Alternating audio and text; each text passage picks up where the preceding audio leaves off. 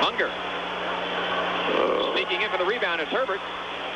Last touch by the United States. Canada's ball. 25 seconds left. They have a new 30-second clock, and they should play for the last shot. That was a big defensive rebound for us right there. If we could have gotten it, we could have maintained a double-figure lead, at least with a chance of expanding it.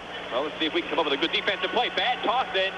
Unfortunately, Kenny Smith didn't see the ball and was screened off by Turcotte. Turcotte, not a good shot. And Wilder gets it back, and the foul's going to be against McKee. And boy, the Canadians dodged a bullet there, Bobby. And that's where the Americans really weren't alert. The shot was a bad shot. We got a hand on it, and everybody started down the floor rather than going after the basketball and getting it first. 2 fouls against McKee, and a chance for Wilder to cut that lead under 10. However, the U.S. will have 15.7 seconds left to play. They put tenths of a second up here in international competition in the final minute. Well, there's a big, big difference in being up 13 and being up 9 at the half.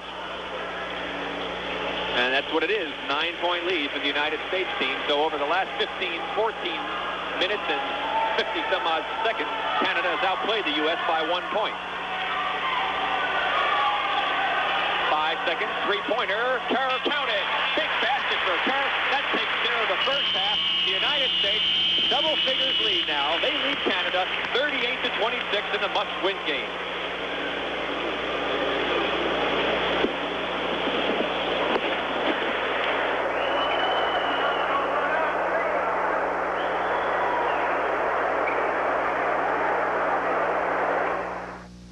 Filled with special events, Marianne. This one is really extra special. This afternoon, co-host Marianne Laughlin had an extraordinary interview via satellite with Soviet cosmonauts who are now aboard the space station Mir, or Peace. We visited a lot of locations in our coverage of the Goodwill Games in the past 10 days, both in the Soviet Union and Spain, but this is a venue that none of us could hope to cover during the Games. Greetings to our friends from the Soviet Union, orbiting the Earth. Right now, our cosmonaut friends, I'd like to introduce to you Colonel Leonid Kizim, the crew commander of this mission in the Soviet Union, and Vladimir Sylvio, the space engineer on board. Greetings, and thank you for being with us today as part of our Goodwill Games coverage. You have been quoted as happy hosts in this remarkable new home of yours when you visited the space station Mir, and we'd like to explain that the word Mir means peace. It is, as they say in the States, a nice place to visit, but would you really enjoy living there for some time? We understand that you were both on a 237-day mission recently. How is this mission different, and how is it up there?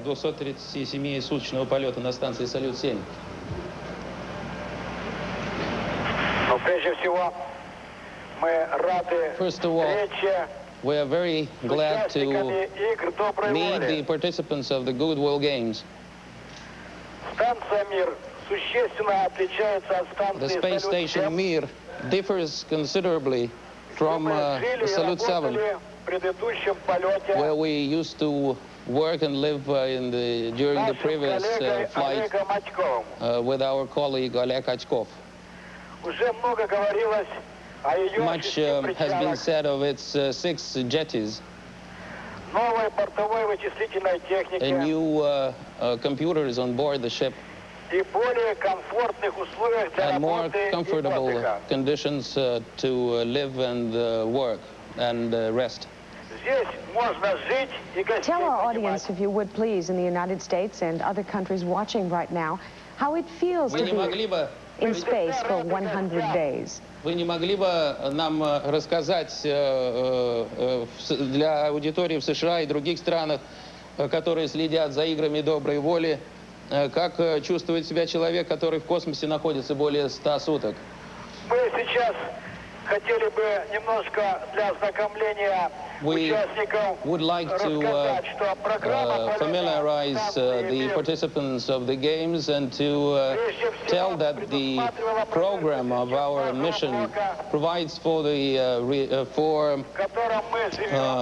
building and checking the basic section where we live and to prepare it for equipping with various modules and building a permanent space, scientific and economic complex. Okay. We understand, of course, Сейчас, одну секундочку. how far away you are from us. Скажите, как далеко вы от нас? But were you able to see, by any chance, the opening ceremony celebration of the Goodwill Games? Скажите, пожалуйста, несмотря на то, что вы действительно далеко, вы смогли увидеть открытие игр доброй воли? Да, безусловно. Yes, we watched the monitors, reliable monitors, and watched the opening ceremony. When we were flying over the territory of the Soviet Union and on the day of the opening ceremony, we watched the segments of the TV program covering the opening ceremony from the Lenin Stadium. And the most interesting moments of this ceremony. Can you talk about your favorite sports? What sports do you enjoy? And what sports can you play on board your ship? И играете ли вы в какие-либо спортивные игры на борту вашего корабля? Любимые виды спорта у нас это, как правило, те, которые мы сам Our favorite sports are those that we go in ourselves. У Лени это бокс, Leonid хоккей. favors boxing, ice hockey, soccer. У меня I раньше занимался академической греблей. I used to Мне нравится туризм, go горные into лыжи. academic rowing. I like being climbing mountains, tourism. Мы постоянно следим за успехами наших спортсменов. We follow the records of our athletes in various sports, Как хоккей, гимнастика, in ice hockey, футбол, gymnastics, soccer, технические виды спорта. technical В целом, sports. те виды спорта, которые раскрывают Those наибольшую степень sports that возможностей человека. reveal the possibilities and abilities of man. Сил, пота, труда затрачено We understand very well how much has been done за рекорды, на победы, to на то, казалось, to win что кажущееся during the легкость games, и изящество, to beat что мы records. видим на стадионах. А у нас на станции мы, как As правило, far as участвуем our competitions on board the ship, в соревнованиях, которые нам предлагает сама невесомость. Это we compete in sports which is suggested by weightlessness itself. смешные соревнования на поиск, Funny на быстроту competitions. поиска уплывающих предметов. For example, who the first will catch the floating object.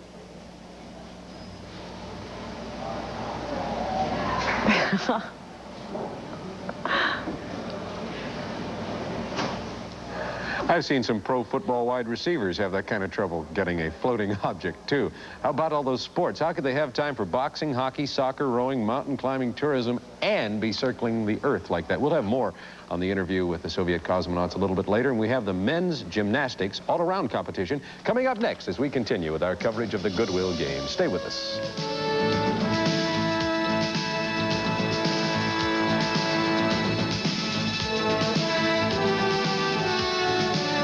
Return with more with the Olympic Sports Complex, the site of the second day for men as far as the gymnastics competition is concerned. Today we have the individual all-around competition. Now the top 3 gymnasts from each country who scored the highest in yesterday's team competition will be competing today on each apparatus for the individual all-around goal. As far as the team competition yesterday, the Soviets walked away with the gold medal. The United States finished a very, very disappointing 5th.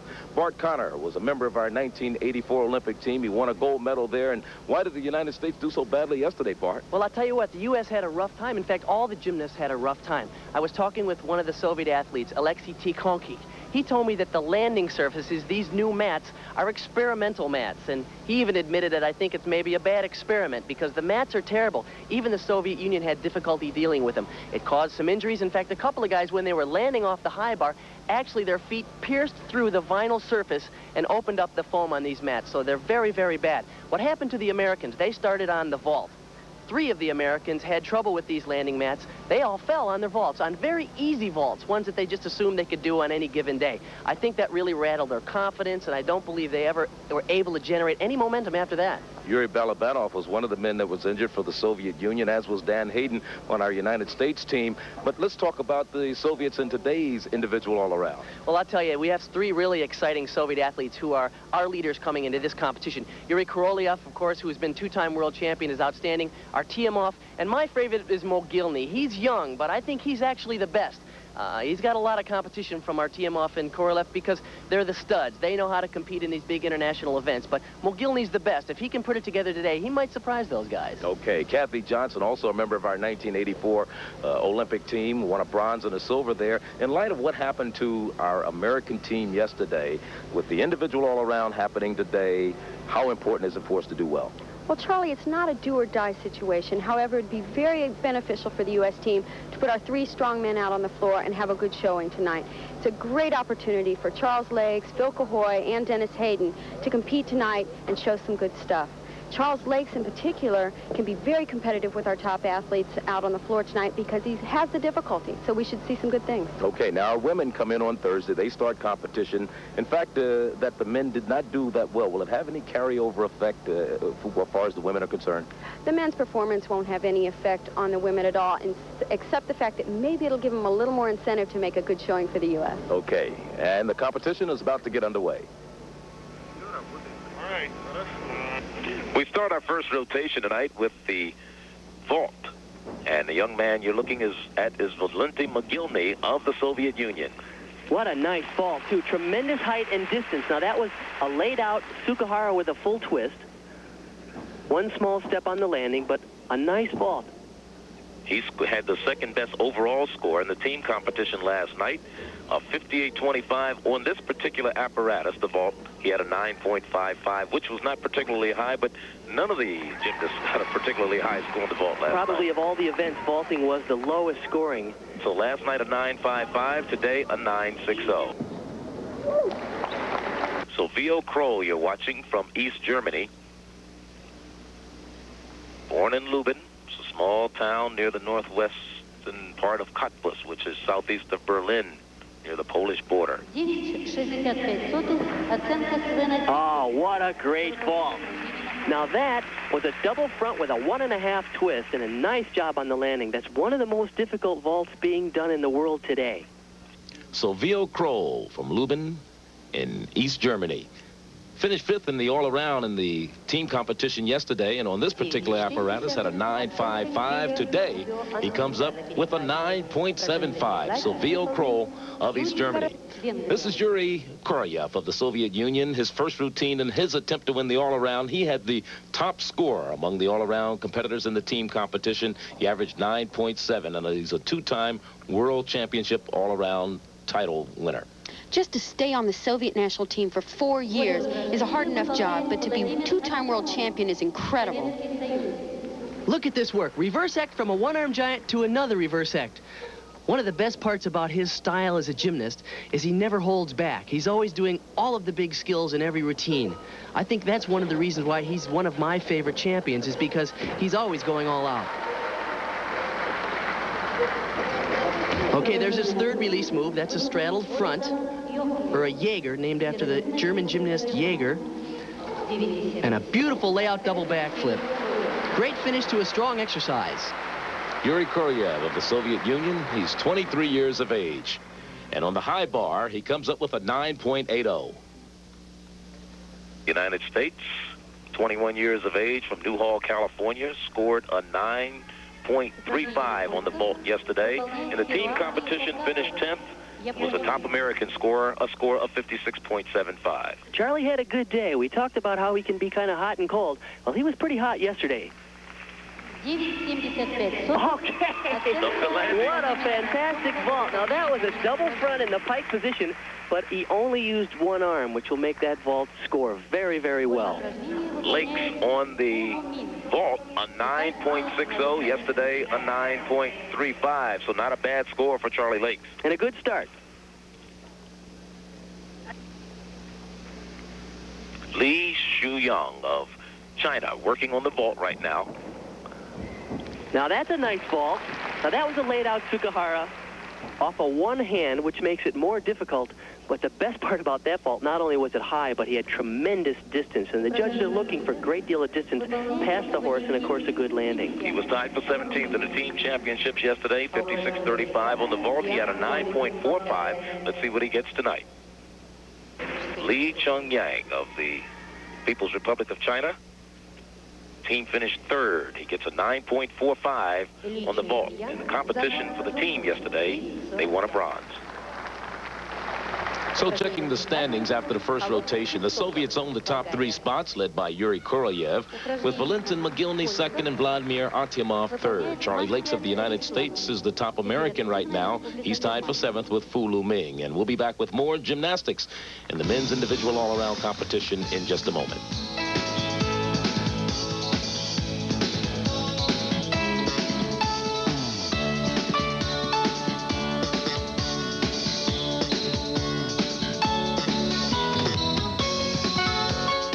Most really.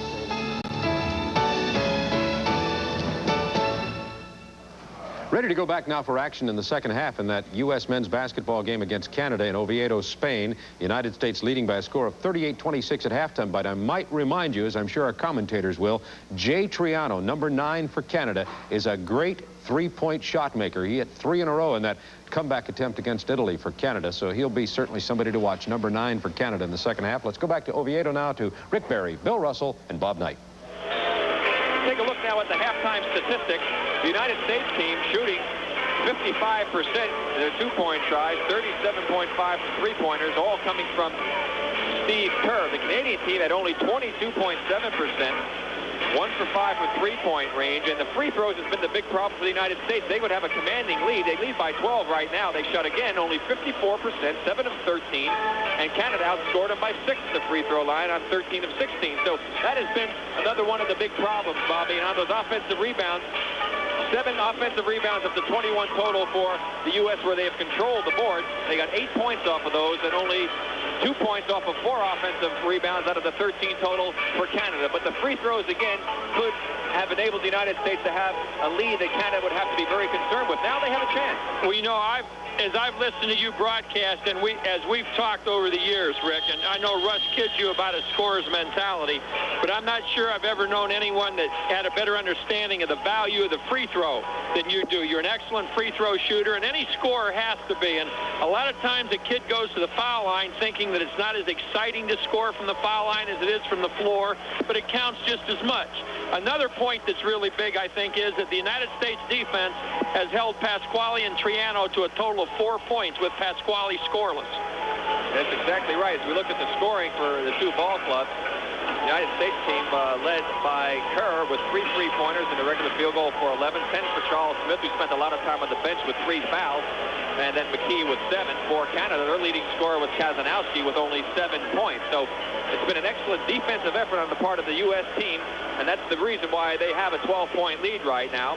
And Bobby, in talking about those free throws, just to reiterate a point for those young people looking on who are playing, that's the one area of the game of basketball where you can be totally selfish and do nothing but help your team. And you can really work to improve it, too. That's an area where you can become better and better as time passes, and it's an area that you can work on by yourself. All you need is a bucket and a ball, and you can become a much better free throw shooter. We start the second half, same starting lineup this time. Robinson controls. He's playing with 3 fouls. So is Charles Smith, who's in the game at the front line with McKee. Amaker with the ball, and Kenny Smith in the backcourt.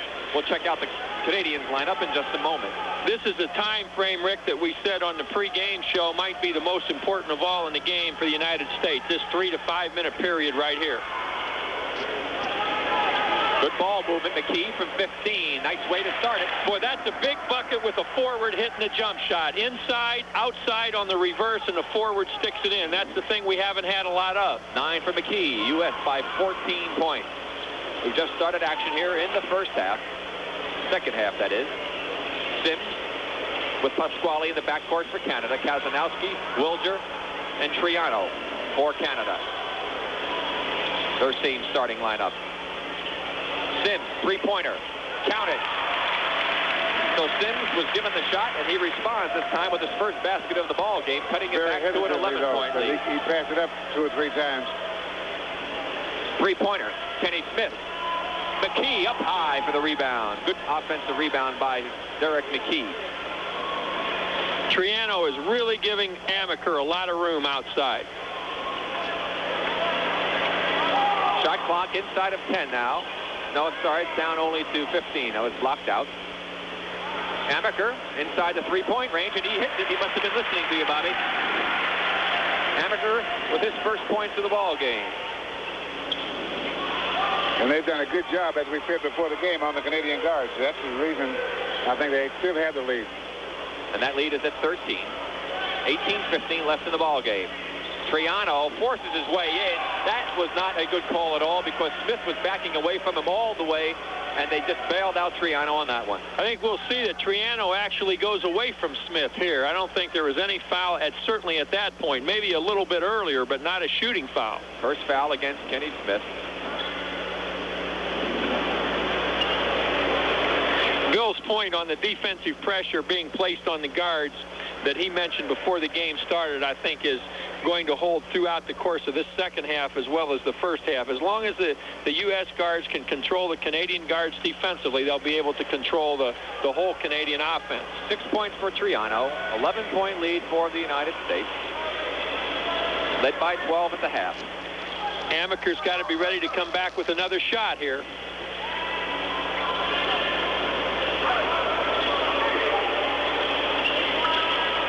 Kenny Smith off balance.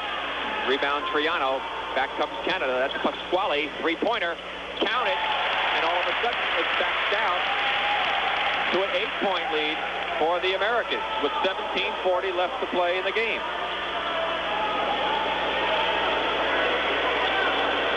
Robinson loses the handle to Triano.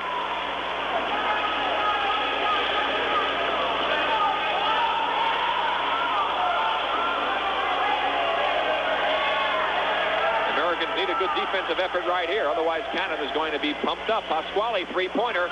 Wilger just jumped right into Robinson. They're going to call the foul against Robinson. That's going to be his 4th personal foul. Let's watch it again. Here we're going to see, I think, Robinson just standing there. Just stands, exactly. That's why he got the foul. Yeah. Doesn't make any adjustment as Wilcher gets the ball. A little footwork. He backs off Wilcher, makes Wilcher shoot up into him. But as Bill has said many times, he just stands and ends up with the foul. Kerr coming in the game for Kenny Smith.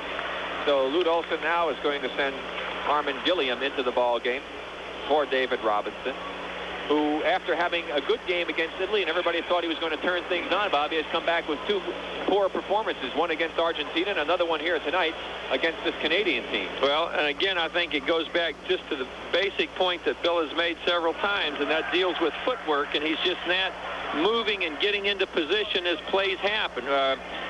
One of the old cliches, I think, live today to fight again tomorrow applies to defensive play. Get out of the way and don't make a mistake, then you've saved the foul. Well, the United States has given the Canadians new life. They only trail by 6. 17 minutes left to play in this game, and anything can happen in a must-win situation for the U.S. McKee will with the rebound, and Canada again on the move.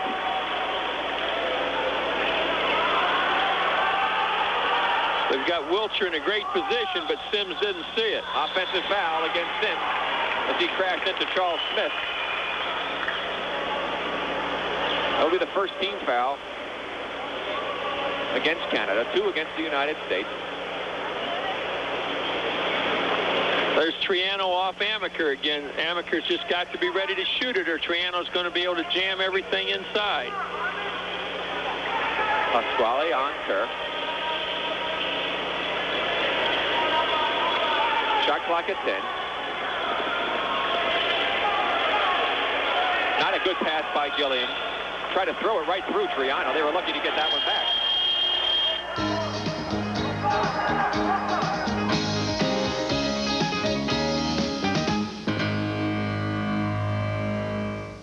Portions of the 1986 Goodwill games have been brought to you by Pepsi. When it comes to taste and refreshment, time after time, it's Pepsi, the choice of a new generation.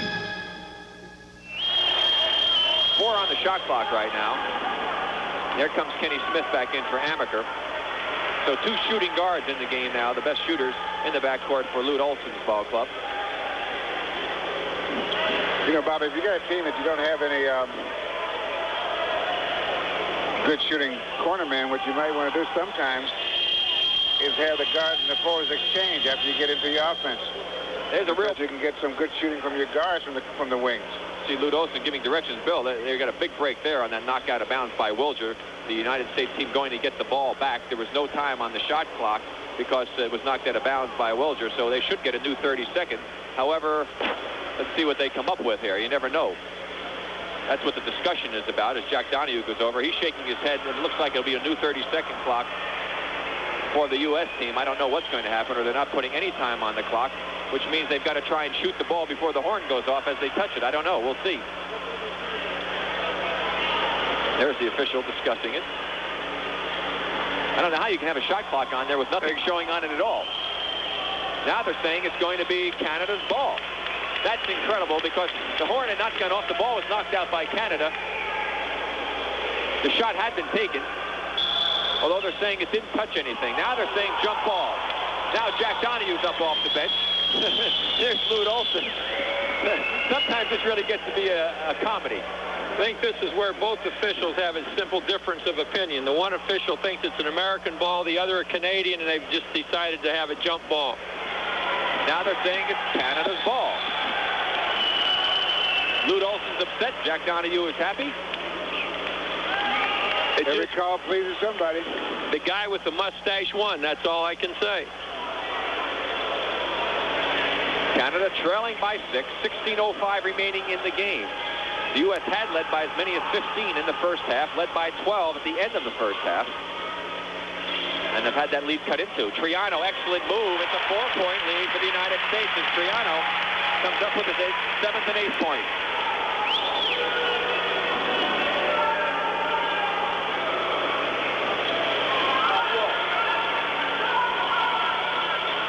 Gilliam, big basket for Gilliam, who has had an outstanding effort off the bench tonight.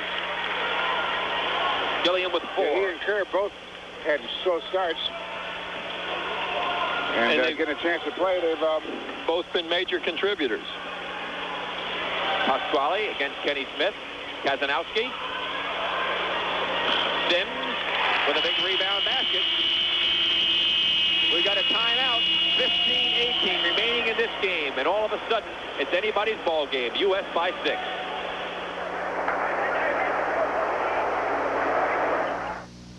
A concerned United States team now, seeing their 15-point lead that they had late in the first half, whittled down now to only 4, 44-40, as Steve Kerr misses from the baseline, and yet another opportunity for Canada to pull even closer. Canada got that last bucket off an air ball, which is, I think, the most frustrating thing to happen defensively. Kazanowski, rebound, Gilliam. He's been a force in there for the U.S. team. Kerr, Charles Smith inside. Gilliam. And another big rebound and basket for Gilliam. He has 6 points, back up to a 6-point USA lead with 14:35 remaining. 3-pointer, Sims. Gilliam again on the board. Gilliam's made 3 straight plays. 3-pointer, Smith. Kenny can't get it to drop. Wilger gets the rebound. The foul against McKee as he decks Sims, who was probably holding on to McKee. I was just going to say, we'll see in a replay that Sims commits a foul before the American foul is committed. Into the ball game, a Muhar. So they take one backstreet brawler out of the game, and Sims bring another one into Muhar.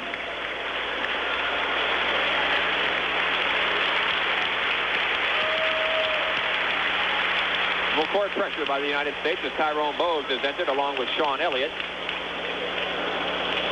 Bogues all over Pasquale. There's the double now.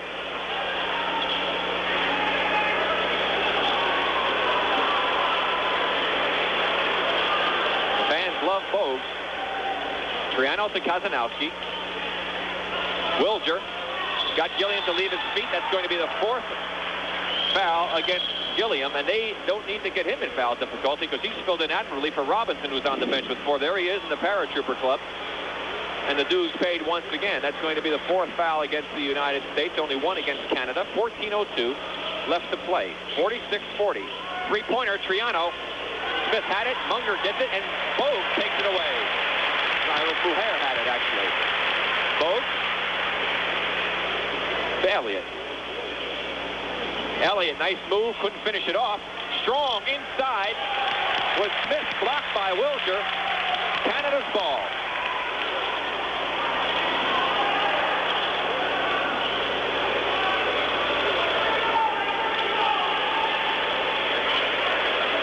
.5 left to play. Inside, Triano just knocked Kerr out of the way. They're going to call an offensive foul, I believe, against Triano. Yes, it is. Triano picking up his 3rd personal foul. Kerr's holding on pretty good, though. Good call. Got away with there something for a change.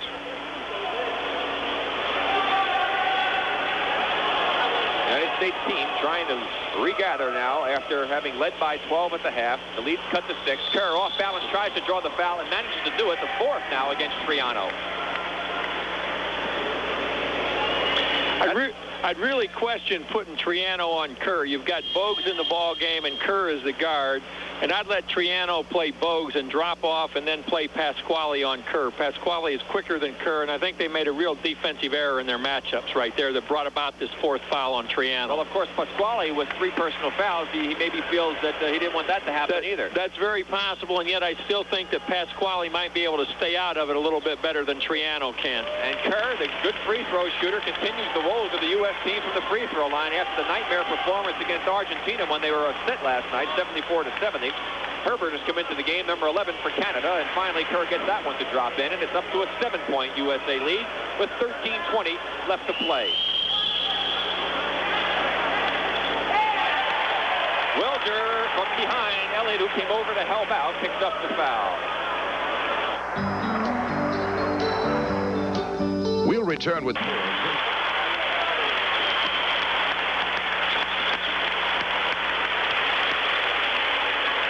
Good ball movement by Canada. 13 minutes left. Gilliam knocks it away, can't save it. The cheer you hear in the background is that the Spanish team is playing the Russian team in Barcelona, and they're putting results of this up around here, and they're responding to everything that happens down in Barcelona.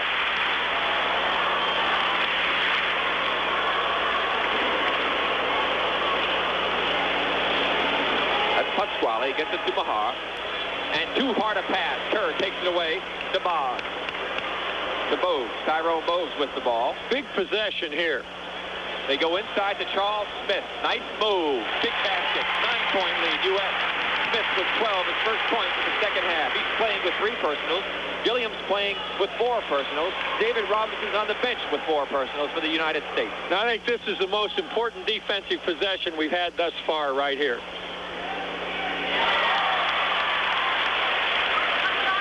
Three-pointer, Pasquale. Sean Elliott, 4 against 1. Bogue over Pasquale.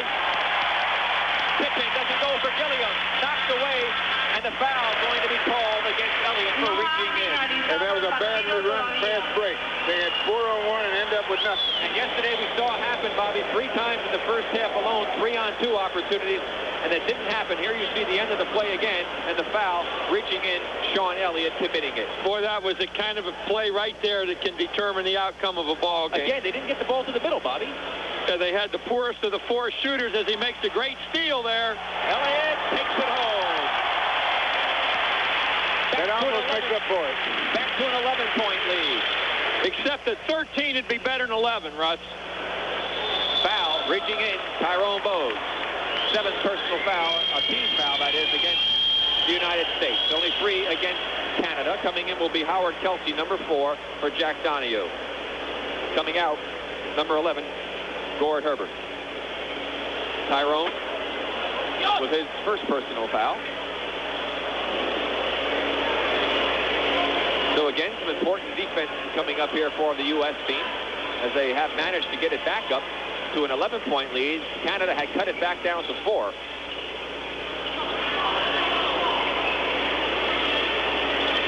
Don't let Wiltshire get behind you inside. Bogues, a good defense on Pasquale. Bad shot. Wiltshire over the back, no foul. Muhar with the rebound. Bad roll. He loses it. Out of bounds, and they're going to say it's Canada's ball, but it came off of Muhar's shoulder. They'll lose that argument. New 30-second clock. That's a play where we've got to come up with a basketball when it's loose like that, and we had 2 chances and missed it. Muhar again inside, and he gets the roll this time. Danny Muhar, he's 6'7". He's got 5 points. Played ball at Duke University. 11:05 left in this game. Kicked by Muhar. New 30 seconds. Everybody that we're playing, Rick, has decided to make us score from the outside. They've really jammed up our inside game, and our kids inside are really playing 3 against 5. Elliott out, McKee in for the U.S. team.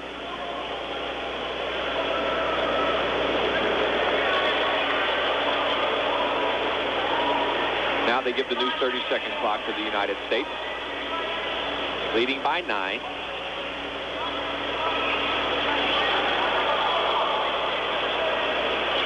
Kelsey on Kerr.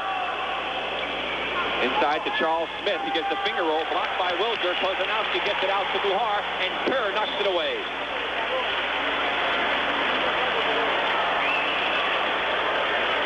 This is a tough part of the game, Bobby. This is really where the game is going to be won and lost. I think in the next 3 minutes. Right here, I agree with you. I think that the United States has a chance to win it here and then control things rather than scramble for the thing down the wire. We're at the 10:30 mark. Second half. Muhar, big basket for him. He's got 2 in a row for Canada. He has 7 points. And he's back to a 7-point lead for the U.S.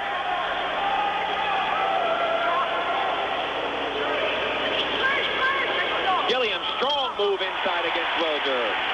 8 points for Gilliam, playing with 4 personals. I really believe, Bill, that Gilliam has done a better job getting the ball. He's back to the bucket, keeping it off the floor, or using the dribble to take him someplace than any of our inside players. But tonight, he's been, I think, the most effective because he got in foul trouble. He's able to play with the foul trouble. Kazanowski with a good move inside. Cuts it back now to a 7-point lead for the United States. 9:50 left in the ball game.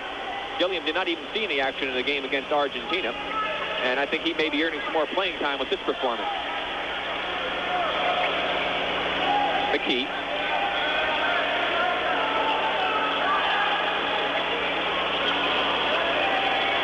Shot clock. They're going to give Bogues the shot. Foul reaching in. Kazanowski, I believe, is going to be called for the foul.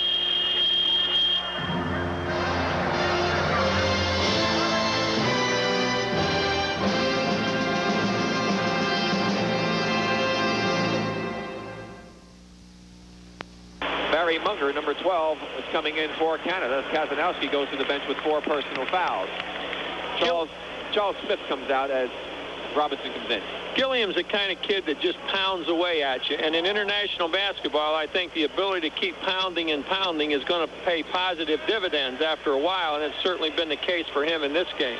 Well, he has one of those bodies that's conducive for pounding.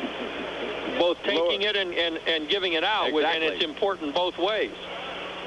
Wiping up the key to playing inside in international basketball is to be active, to be doing something. As long as you're doing something, you won't get in foul trouble.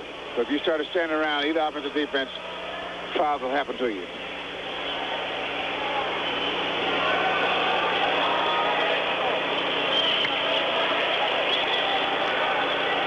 Kerr to Robinson against Wiltshire. Got him in the paratrooper club. He'll go to the free throw line. Wiltshire picking up his first personal foul. You know who David Robinson reminds me of? Who? Bernard King. And look. Yeah, oh yeah, very much so. Oh, absolutely. Doesn't quite have the touch that Bernard has, though. Or the quickness. Robinson made a really good move toward the ball that time, and I think the more movement we have toward the ball, he's trying to break up there, though. And the less straight out posting, the better we're going to be inside. Well, David's only a 46% free throw shooter in this competition. Continues the woes of the U.S. team from the free throw line. They lead now by 7, so 2 more points basically given away. And see, what you have there is 0 for 3. That's a 3-point attempt, and you got nothing out of it. 9:05 remaining. in this game. Pasquale has it taken away by Vogt, and he's fouled by Pasquale. His fourth personal foul, 6th against the team from Canada. Good play by Vogt. There you see it. He came up with the steal, and he's tripped up by Pasquale.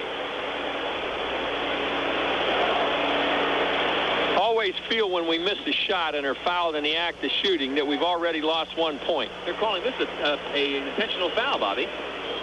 It's only the 6th foul against the team, against the Canada team, Canadian team. And 2 shots and the ball out of bounds. A big break if he can convert these free throws. Can't understand that call, though. But as I started to say, when you miss a shot and you're fouled, I think you've already lost 1 point.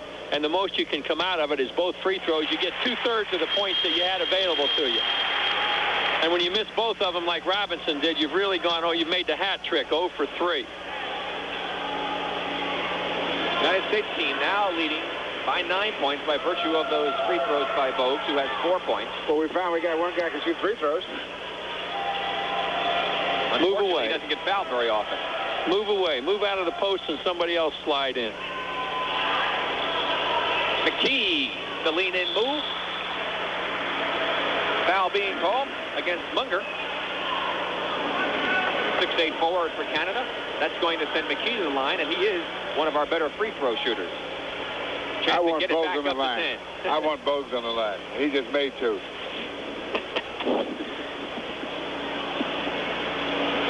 McKee has 9 points so far in the game, and 7 at the half. Well, oh my.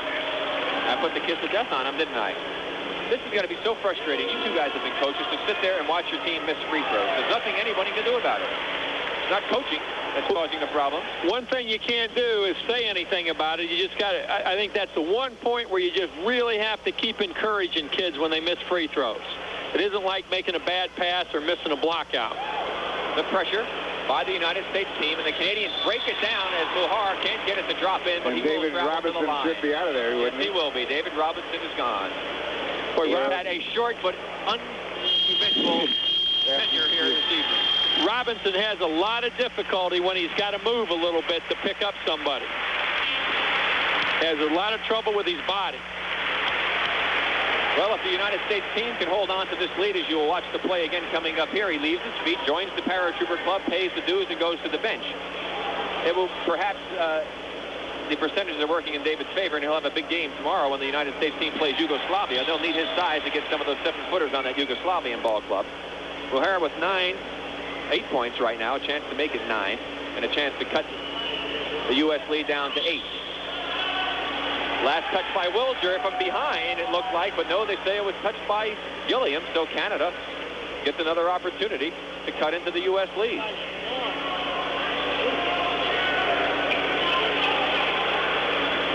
Kelsey with the ball. That's Muhar.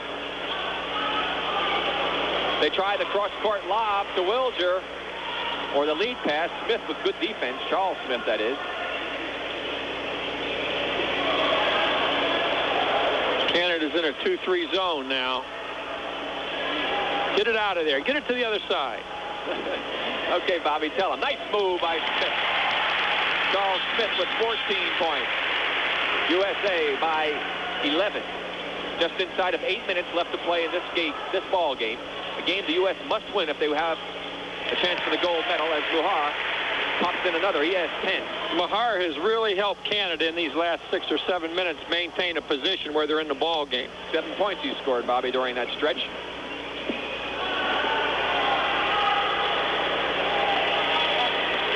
Bogues, Davis, and McKee comes away with it. So the USA with another opportunity.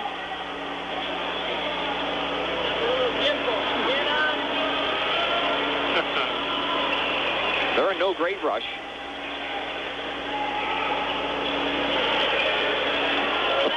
They're keeping the ball on the left side of the court. They haven't brought it back to the right side as yet. Three-pointer, Kerr, rebound Muhar. One of the big things against the zone is a pass fake, because the zone will move on that fake, and now you've got places to go with the ball. Big shot by Barry Munger for Canada, cuts it to a 7-point USA lead as we move inside of 7 minutes to play. We're now at the 6:50 mark.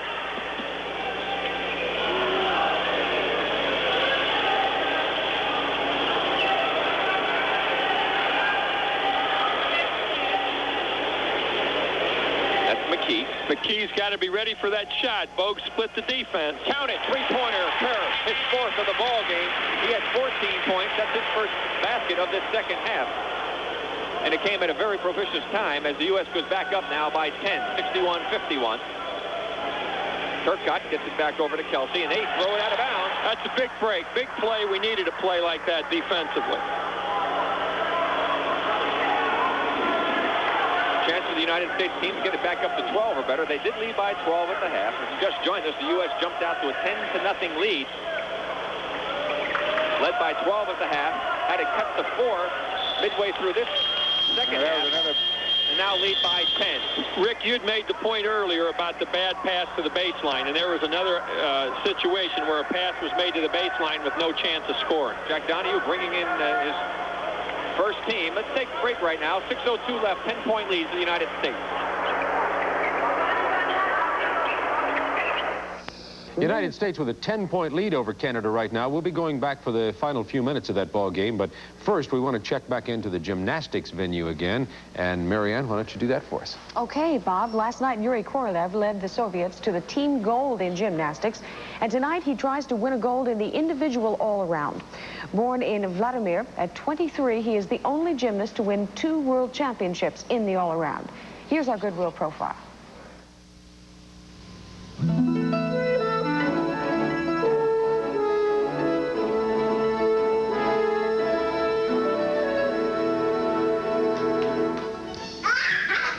My son, Alyosha, will be 3 soon in August. My wife's name is Galina. Now she works here as a nurse in a bacteriology lab. When my son is 5 or 6, I'll take him to the gym and hand him over to a coach. Or if I can, I'll coach him myself. Even if he never goes far, I want him to be strong and healthy.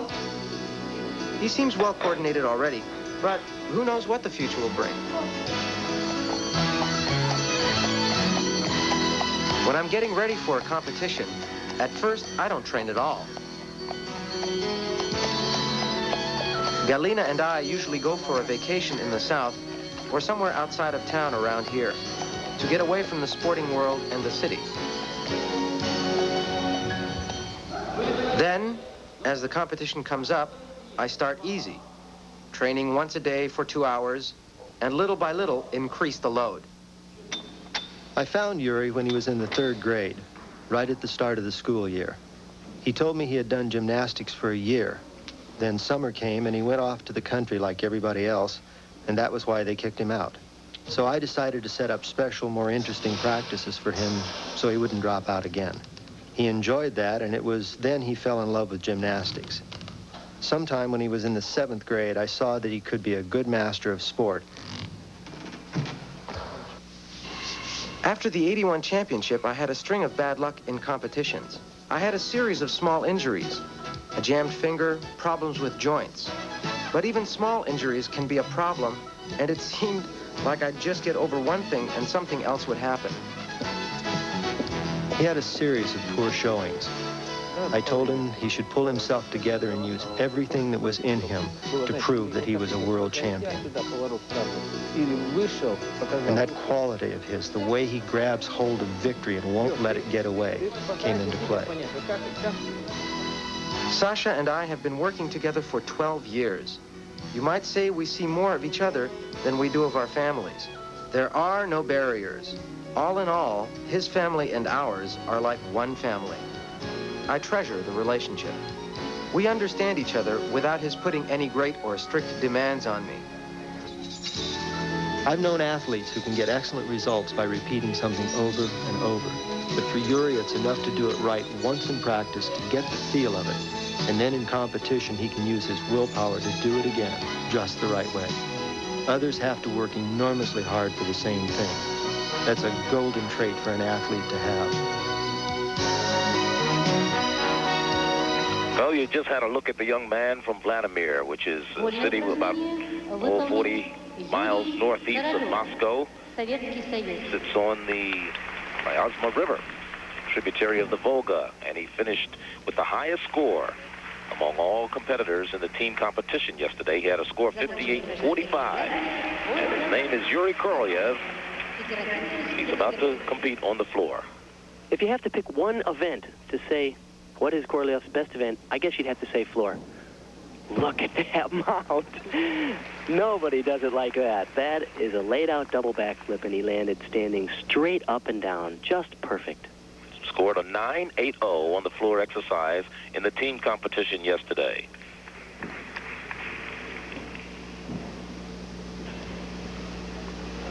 So perfect and so clean. Bart, the Soviets have such a great line, not only in floor exercise, but all the other events. Look at this. Nice flares up to a pirouetting handstand. He's very cool. His whole demeanor is very confident and cool, and you get the impression when you see him perform that he's never, ever at all concerned about possibly missing. He's always in control. Yuri Korolev, 23 years of age. He's married to a nurse. Her name's Galina. Has a son, Alexei. Okay, here's the last tumbling run. Look at that. Oh! Had a little problem sticking the landing. A laid-out double back as a dismount, which is so hard to do, and I think he was trying to stick it. He under-rotated it just a little bit too much. But quite a performance. One of the top gymnasts in the Soviet Union, and was the top gymnast here in the team competition yesterday with a score of 58-45. You just saw him on the floor. Let's look at some of his routine once again. Watch the work here. There's a tremendous amount of power in this back handspring. And the takeoff position is absolutely perfect. Arms reaching upward, his head goes back. Now notice his second flip actually is higher than his first flip. That's the trick on the layout double back flip. Nobody does it like that. We talk about athletic ability. There he is, Yuri Korolev of the Soviet Union. Only gymnast to win 2 world championship all-around titles. He did it in 81 and 1985. And Charlie, I'm sure he stung his ankles on that last pass, that layout double back at the end. There's a tremendous amount of force coming into that mat when you finish that exercise. And he's checking that right ankle right now as we await the score. 9.8, 9.9, 9.6. One judge scored him a little low, and another 9.9, so he should come out with about a 9.8, 9.85. 9.8 average. Hey, Charlie, let's go over to parallel bars. There's something over there you just got to see. Mogilny, Valentin Mogilny of the Soviet Union working on the parallel bars. And wait till you see this routine, Charlie. He has such amazing execution, beautiful form, nice line, plus all the difficulty in the world. Look at that giant swing right to the top. Bart, look at the toe point. It's incredible. He finished first in this event at the World Championships a year ago. And you can see why. Look at that back toss, back toss. Here's the dismount, tuckable back. Oh, a little hop on the landing, but no deductions other than that. What an exercise. Valentin Mogilny, Soviet Union, 9.75 yesterday in the team competition on that event. You know, we talked a little bit yesterday, Bart, about the lack of enthusiasm from the crowd here at the Olympic Sports Complex. Tonight it seems to be a little more electric. Let's look at the replay here on this tremendous extension. There's a trick called a Healy twirl. To a reverse stutz, nobody does it like that. And the final score in on Mogilny, a 9.90. Let's check the standings at the end of 2 rotations here. The Soviets hold down the top 3 spots, while the top American is Charlie Lakes. He's in 7th with Phil Cahoy in 8th.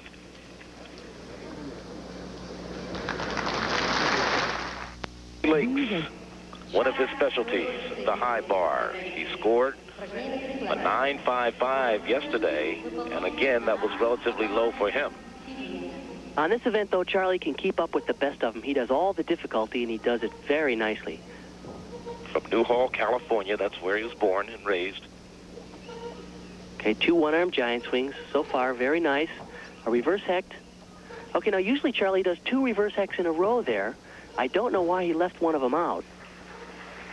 Maybe he's added something new, huh? Toward the end of the routine. Here we go. Good speed for the dismount. Ready. What triple? 1, 2, 3. Okay, and again, you can tell on the landing, as he planted his feet, they actually slipped out from underneath him. I know he would have stuck that had the mat been better. Charlie Lakes. Here's the inverted giant swings. Actually, I've seen Charlie do routines with more difficulty in them, but very few people do a triple as well as he does. Look at how high he is. Cowboy those legs. He's spotting the floor. Now watch, you're going to see his feet slip. See how it slipped forward? The right foot. That is the problem with the mats. I know he would have stuck that had the mats been better. Do the judges take that into consideration? Are they looking at the equipment, or are they deducting points for that? No, I'm sorry. A deduction is a deduction, and the judges don't consider that at all. 9-5-0, the score for Charlie Lakes on the high bar. Wang Chongsheng of China working on the high bar. He starts with a nice back stalder. Okay, now there's a one arm to a reverse act, and that was high. Very nicely done. Okay, now he's doing 2 one arms to a ginger. Also very well done. I'll tell you, the level of difficulty in this competition is amazing. These guys are doing all of the big tricks.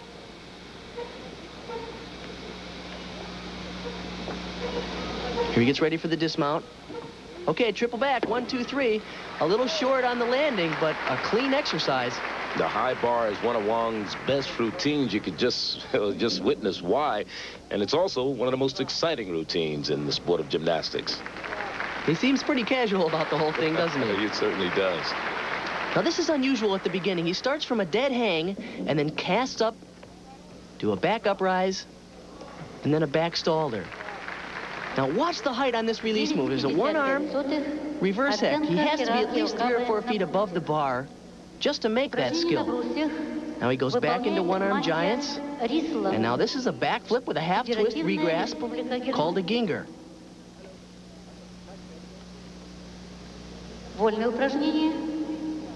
Beautiful extension in these inverted giant swings.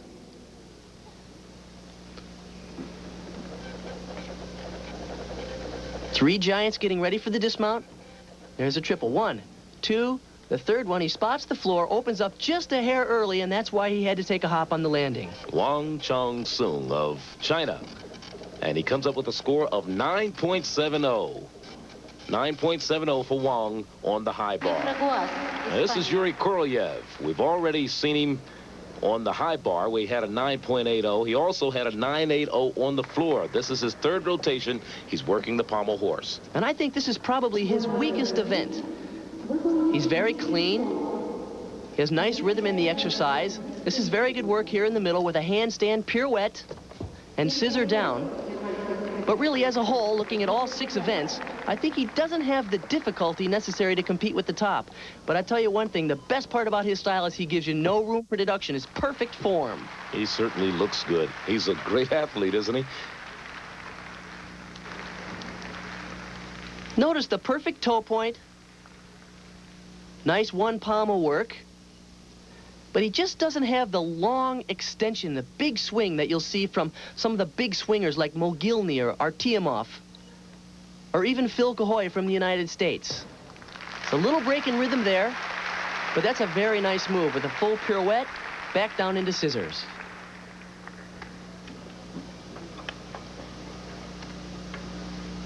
He picks back up into his circles, travels to the end, and this leg-together dismount is a D move.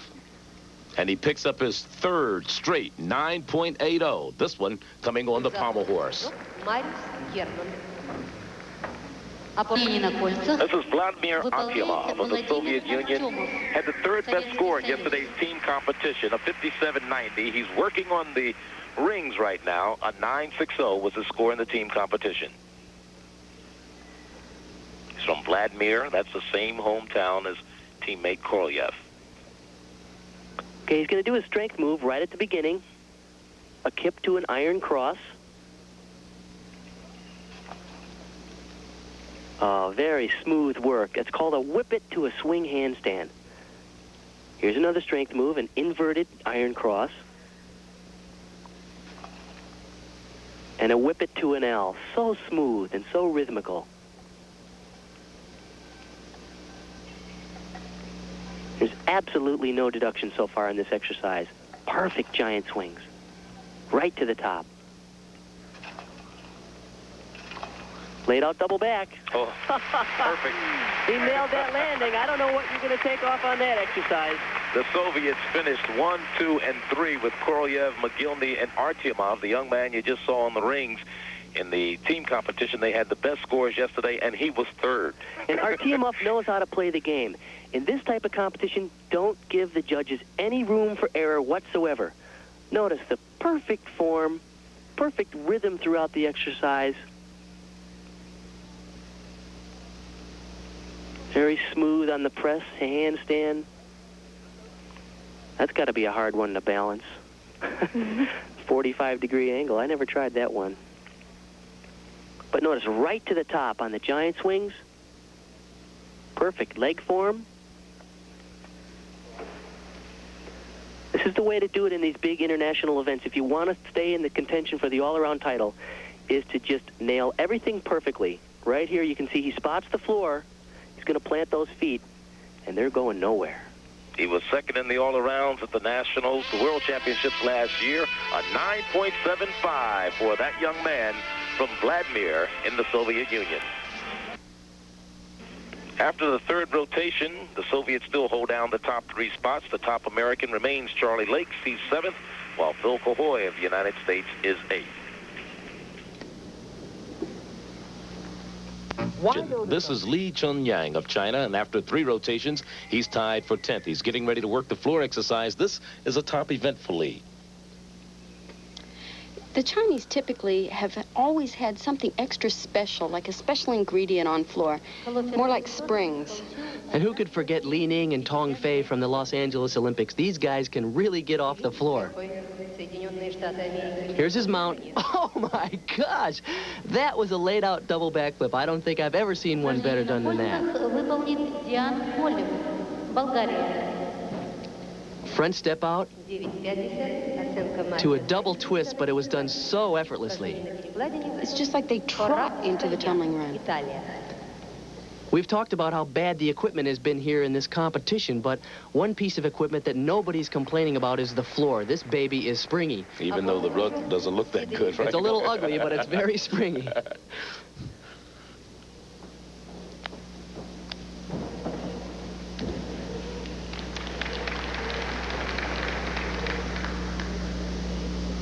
There's an arabesque or a scale to show a balance requirement.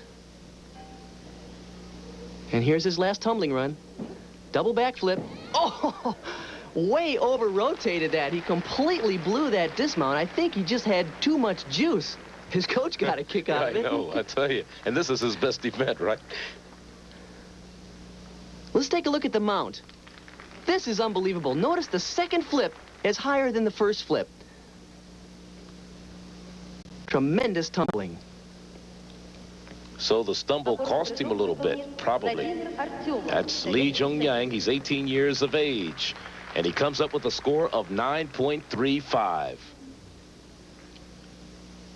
Dennis Hayden has a twin brother, and he's 3 minutes older, and he's getting ready to work the parallel bars. Now living in Tempe, Arizona. Look at that giant swing. Fantastic work for Dennis. He is right on. You know, they had trouble earlier in the week getting used to these bouncy parallel bars. They've almost bounced them completely off of them sometimes, but he's really controlling it well here. Nice straddle up on one bar. So far, very good. Okay, a little sloppy on the stutz. Double back, make it. Oh. Put his hands down. That's going to kill him. 9.45 was his score on this apparatus in the team competition yesterday. Now, let's see what he comes up with today. I'm afraid he's not going to have a very good score today, because when you touch out a dismount like that, that's a good half of a point deduction. And unfortunately, that's going to really nail him. But he still winds up with a 9.50. Dennis Hayden of the United States. Yuri Korolev. Yuri Korolev on the rings. This is where he is very strong. Just like Artemov, he's so solid in the handstand position that he's going to leave very little room for deductions. Whoop, a little wobbly there. Just as I said it, of course, he gets a little wobbly in the handstand. It's unusually shaky for him, but he does 2 straight moves in a row. inverted iron cross and a giant swing to another one. He had the top score in this event in the team competition yesterday. In fact, he was tied for first with a 9.75. Nice work on a front giant swing. Okay, he's ready for the dismount. Nice landing on a layout double back. Yuri Korolev, one of the top gymnasts of the Soviet Union.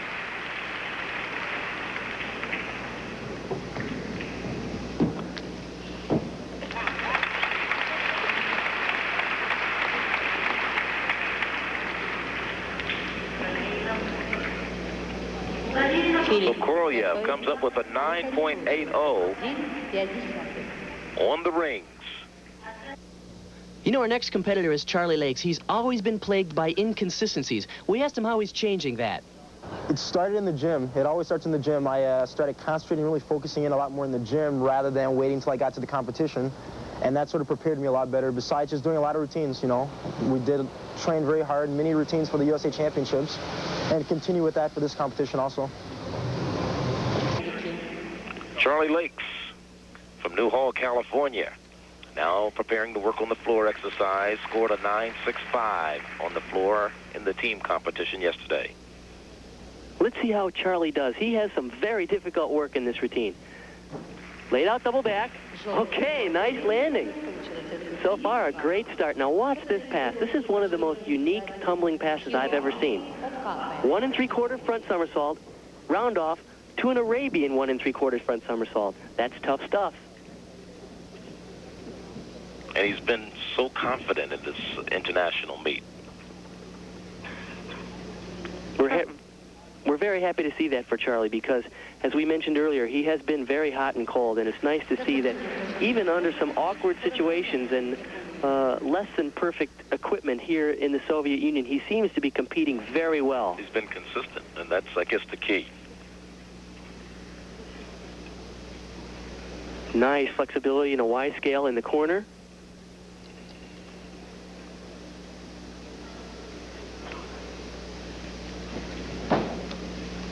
And a tuck double back. He looked a little tired at the end of that exercise, but still, it's going to score very well. Charlie Lakes, member of the national team for the past 3 years. We watched this routine once again. Look at this tumbling run. He does 1 3/4 front. Now watch, he's going to bound up to a skill, a preparation skill called a round off.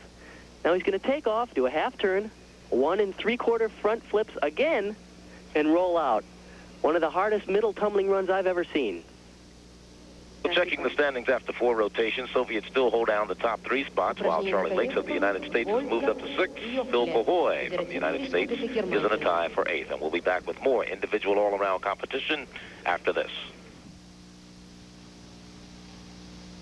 We have a final score in from the U.S.-Canada basketball game. The United States has defeated Canada 77-65.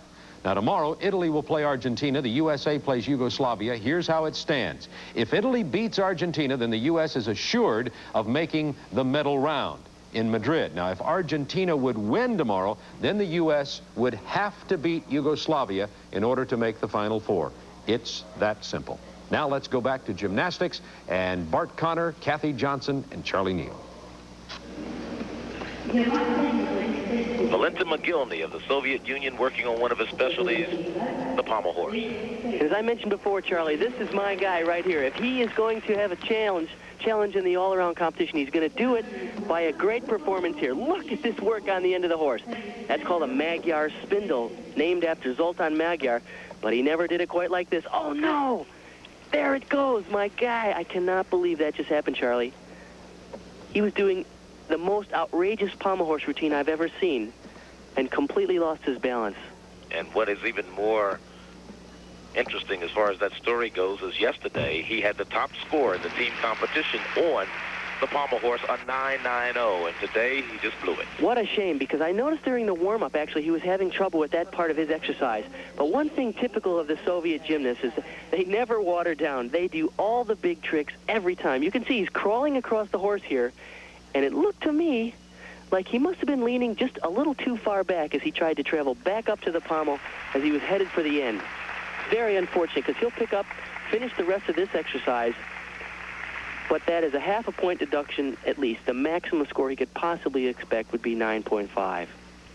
990 was the score in the team competition on the pommel horse. We'll await a score right now. You're looking at the young man, 20 years of age. He attends Kemerovo State University, and that's up in the Ural Mountains. Began his gymnastics career back in 1975. It's such a shame, Charlie, because he is such an outstanding gymnast. I'm really disappointed that actually he wasn't able to make a strong challenge here in the all-around. 9.40, so that's a very disappointing score for him after the 9.9 in the team competition. Korolev preparing for the vault. We've seen a lot of him tonight. I tell you what, he's had a great competition. We talked right at the onset of the show that consistency is the name of the game. He has scored 9.8 in every event he's performed in tonight. Yuri Korolev on the runway. Wow! Oh, did he stick it? Perfect landing.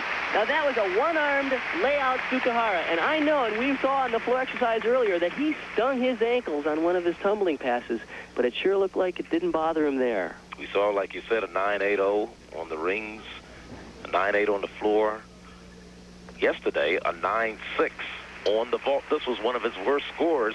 He had the top score of all the participants in the team competition. And I have always contended that he's not the best gymnast in the world, but nobody's going to outcompete him. Look at this. Perfect position in the air, excellent form, and he knows how to make those landings. When everybody's having trouble, he's going to nail them. He's 23 years of age, married, has a son. And there's the scores for Mr. Yuri Korolev, 9.7, 9.9, 9.8 maybe? Yep. And a 9.7? Would make an average of 9.75. So it's about 1/1500th of a point better than yesterday, where he had a 9.60, but he comes out with a 9.75.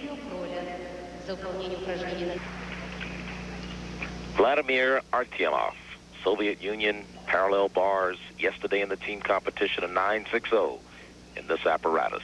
And the door is open for him here because Mogilny has made a major mistake on the pommel horse.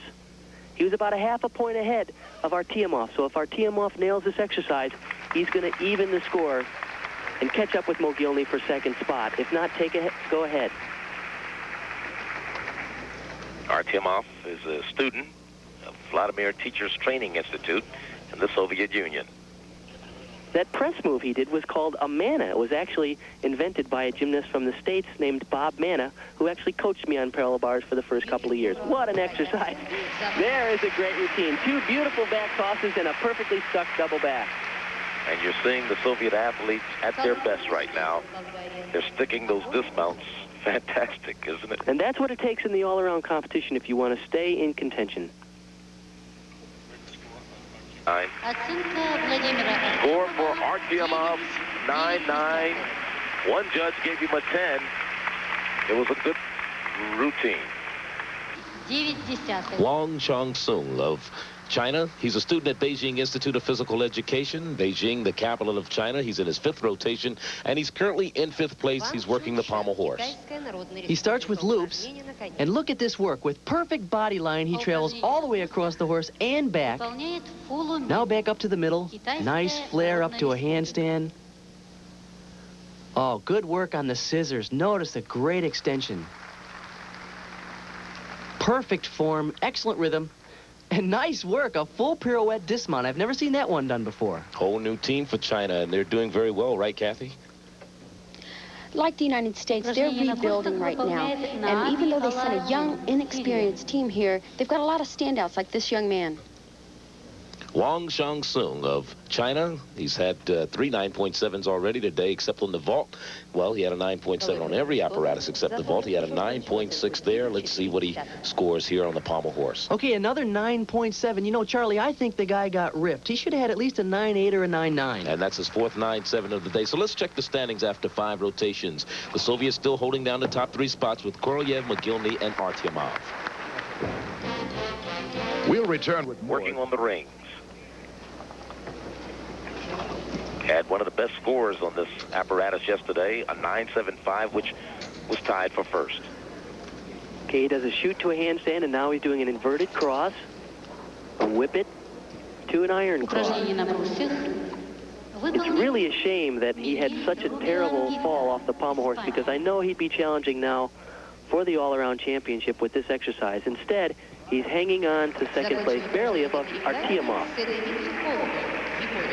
And this is the young man you like, the gymnast of the future for the Soviet Union. I really feel like he has everything it takes to be the best gymnast in the world. Look at that execution. Perfect layout double back.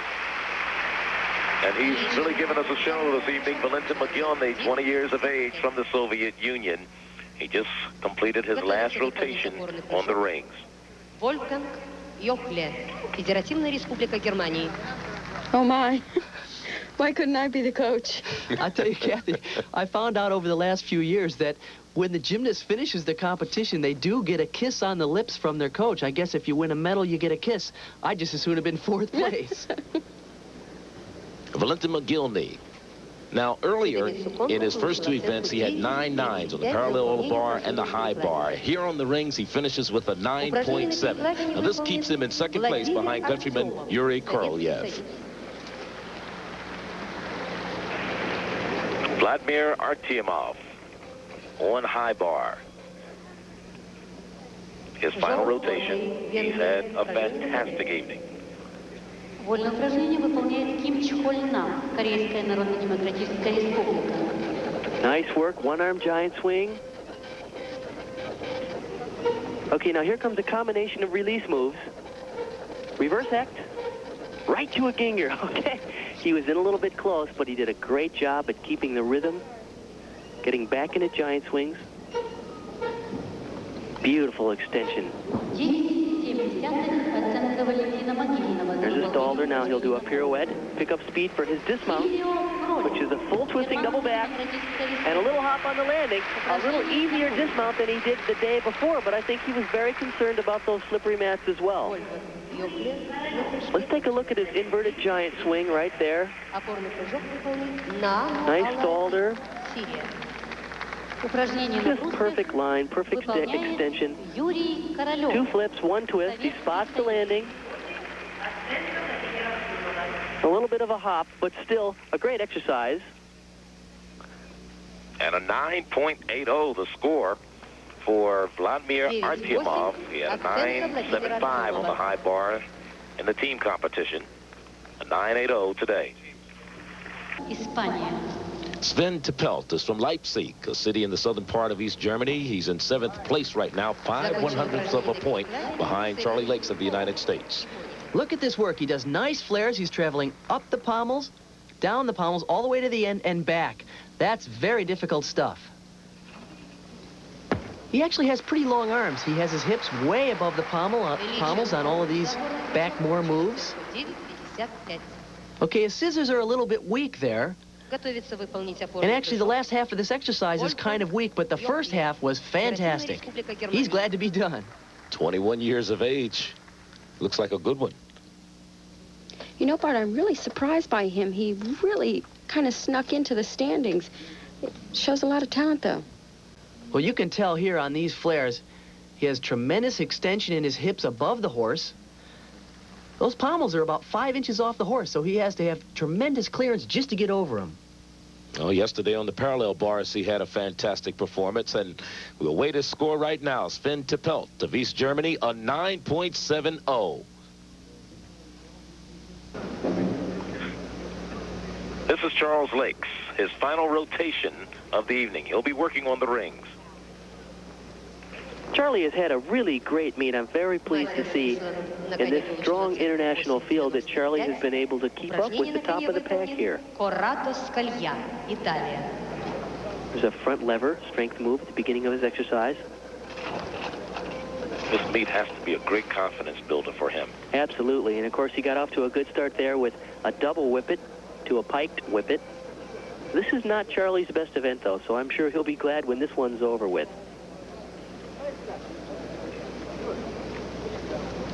He's been so aggressive throughout this competition now. 9,7 оценка Юки Хороха-Ясы за выполнение. Okay, a very nice full twisting double back and a good landing.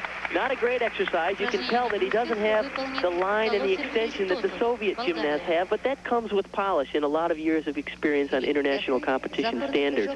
But Charlie had a great competition altogether. He certainly did. He has a smile on his face. He finished as the top American in this individual all-around competition. He was the last man to qualify for the United States team at the Nationals that was sent here to the Goodwill Games, and he had the highest score of the Americans in the team competition yesterday, and he comes out with a big night tonight. Notice in his handstand there, he's in good control, but he doesn't have a real strong line like you'll see from a Mogilny or from a Artemov.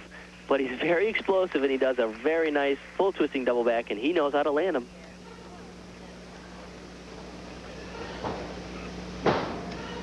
.930, the score for Charlie Lakes on the rings. Charlie Lakes, we talked about the importance of consistency in these international competitions. You had it all together, 12 for 12. You have to feel good about that. Yeah, it's what I trained for the entire year, hitting 12 out of 12 events, and I was able to do it finally. And we've talked about your change in attitude. What does it take for you to all of a sudden come in from being rather inconsistent to really nailing all these exercises in very important and significant competition? You have to want it, Barty. You have to want to be able to do everything in the gym that you have to get there. Well, congratulations. Thank you. You just saw the interview with Charlie Lakes, the top American finisher. The Soviets started out the day owning the top 3 scores. They finished the day the same way. It's Korolev picking up the gold medal. You see him in the middle, Mogilny, the silver, while Artemov gets the bronze. Tomorrow, the individual apparatus finals. Top 8 from the team competition. On each apparatus, they'll perform for us in tomorrow's competition as we wrap up the men's gymnastics competition here in Moscow. For Kathy Johnson and Bart Connor, this is Charlie Neal saying so long from the Olympic Sports Complex.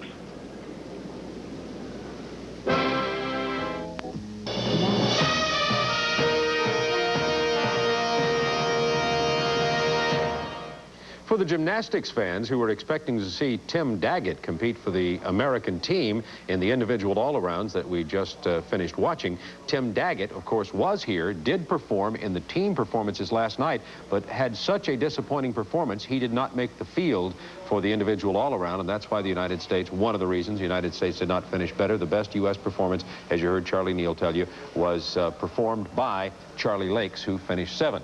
And we've talked about a special night tonight, Marianne, and that is your interview with the cosmonauts. We showed you a segment of that, the 2 Soviet cosmonauts who are circling above the Earth in the space station Mir. We're going to go back now to conclude that interview that Marianne did earlier today with the Soviet cosmonauts.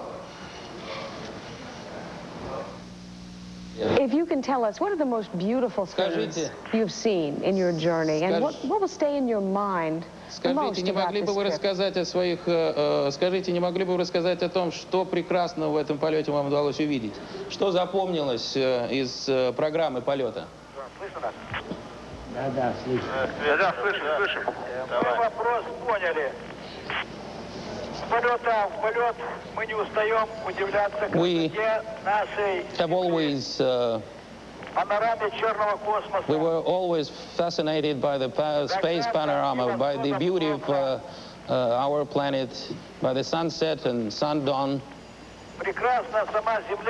The Earth is excellent with its continents and seas, with atmospheric phenomena. Traveling and working during such a long journey must require a great deal of patience and friendship and teamwork.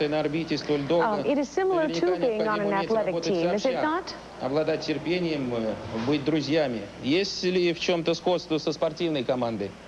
Да, конечно, есть. Naturally. Мы долгие годы с Леней вместе. For many years, we've been together with Leonid, and for many years we've been together with Leonid. We've made friends and understood and felt that it would be good to be one team. Our wishes coincided with the ideas with the decisions of psychologists and medical workers, and we believe that our psychological and professional relation is excellent, and we are united by the one goal, by common interests. We believe that all these factors must be there in any other team, and athletic team also.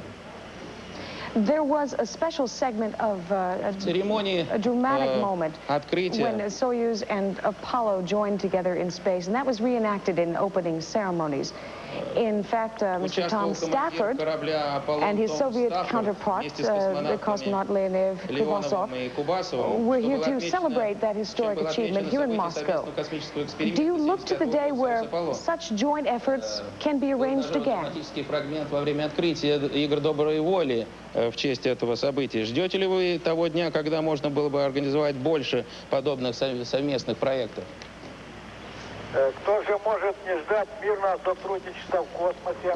Who could not but wish peaceful cooperation in space? Его ждут все, кто хочет мира. Everyone who wants peace and peaceful exploration of the outer space in the interests of all peoples. The Soviet government on many occasions offered cooperation in peaceful exploration of outer space. Quite recently, during our flight, a message was sent to the United Nations by the chairman of the USSR Council of Ministers, Nikolai Ivanovich Shryshkov, containing proposals on peaceful exploration of outer space and creating a worldwide space organization within the framework of the United Nations to coordinate the research in the exploration of outer space for the benefit of all peoples. Already now, space is put to the service of man. What I mean is the study of natural resources of our planet, communications, navigation, space technology. All this should be put to the benefit of, to the service of mankind. We would, in concluding, wish to would like to wish the American people and all peoples of the world a peaceful sky over our planet, and more such competitions on Earth as Goodwill Games. We wish the participants of the Games new records. We hope that the Goodwill Games will become a tradition. And we note with satisfaction the role of the TBS company, which contributed so much to the organization and popularization of such games. We thank you for your attention. Thank you. Thank you very much. Спасибо. Спасибо. Spasiba. We have just learned that the two of you will be back here on Earth on Wednesday, day after tomorrow, on the 16th. And we will be pleased to welcome you home to our new home here in Moscow. Thank you very much. Spasiba. And до свидания.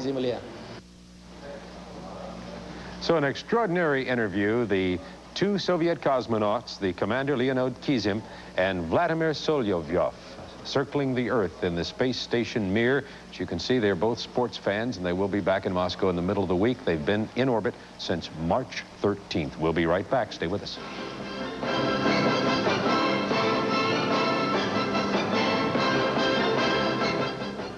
prime time coverage on this 10th day of the Goodwill Games. Let's update you on the World Basketball Championship. Scores from the United States group today. U.S. beat Canada, Yugoslavia over Italy, and Argentina defeated China. That means the standings are like this: Yugoslavia, U.S., and Italy. Very quickly, if you look at tomorrow's, I can tell you what will happen here, or what the situation is. If Argentina loses, then the U.S. is automatically in the round of 4 for the medals. If Argentina wins, then the U.S. must beat Yugoslavia, and that's the story of the United States' efforts to get into the medal round of the Men's World Basketball Championships. We'll be right back.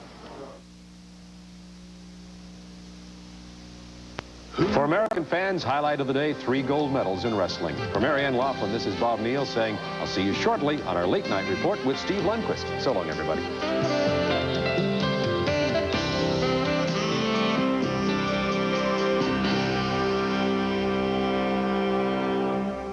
The 19